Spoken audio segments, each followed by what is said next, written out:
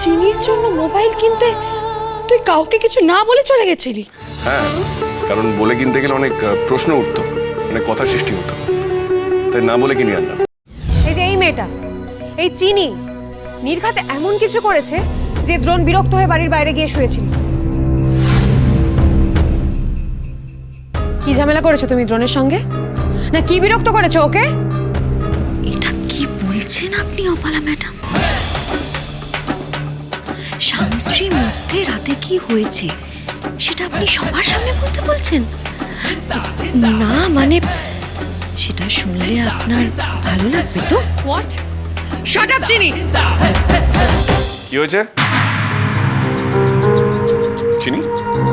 কি ব্যাপার? আরে ওই তো দাদা ভাই এসে গেছে।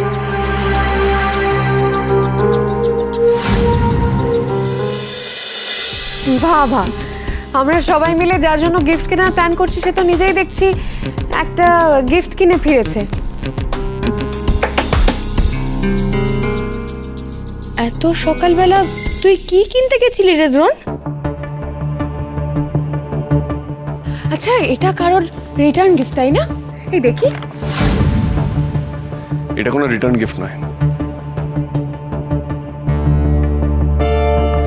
এটা চিনির জন্য। চিনির জন্য এই মোবাইলটা কিনলাম। এখানে কাছে একটা দোকান আছে যেটা সকাল সকাল খুলে যায়, তাই কিনে আনলাম।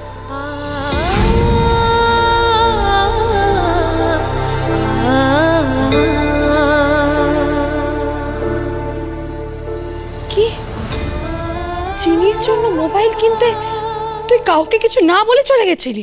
হ্যাঁ, কারণ বলে কিনতে গেলে অনেক প্রশ্ন উঠতো, অনেক কথা সৃষ্টি হতো, তাই না বলে কিনে আনলাম।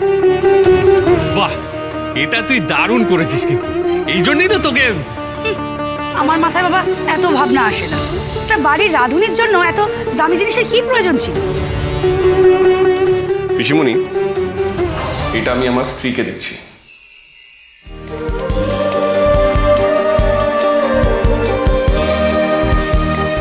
যাতে বিপদে পড়লে আমি ওর কাছে না থাকলেও ও আমাকে ডেকে নিতে পারে, অন্তত জানাতে পারে কি হয়েছে। আর বিপদটা চিনির জীবনে যে বারবার আসছে সেটা তো দেখতেই পাচ্ছি।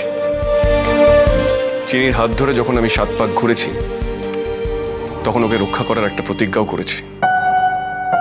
যতদিন সেই সম্পর্কটা আছে চিনির সব ভার আমার।